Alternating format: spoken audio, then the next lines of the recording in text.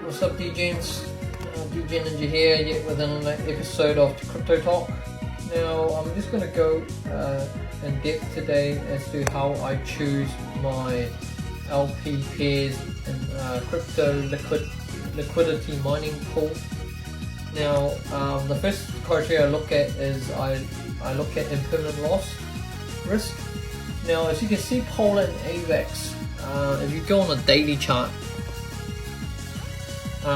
the chart trends are relatively flat, which means that neither token is appreciating badly against the other one, and the other token isn't dropping against each other. So that's a good sign for me, especially when you're pairing two crypto pairs. Now, when I'm doing LP pairs, I try and avoid stable coins with an altcoin. Just the simple reason being that when a stable coin is gaining, an altcoin is always losing value. So you're having altcoin stable coin pair would be contrarian to your cause.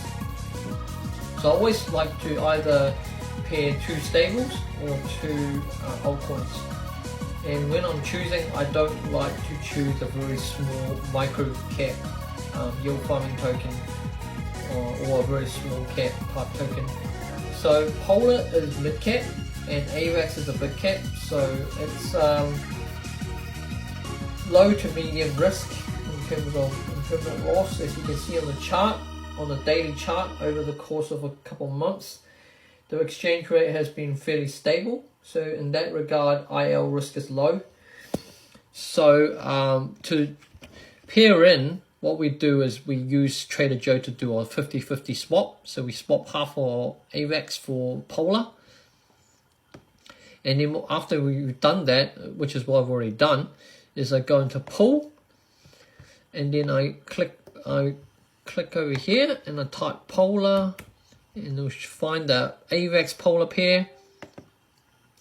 And that tells me the TVL on the pair is 1.4 million US dollars, which is not too bad for a medium size LP pair pool.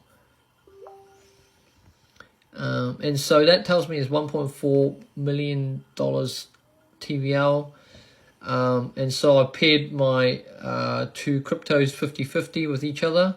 So I'm roughly about 0.057% of the pool myself, with 20.075 tokens. So I've paired roughly 5 AVAX with 130 odd Polar. So it's a fairly small pool, but I'm just doing this as a trial.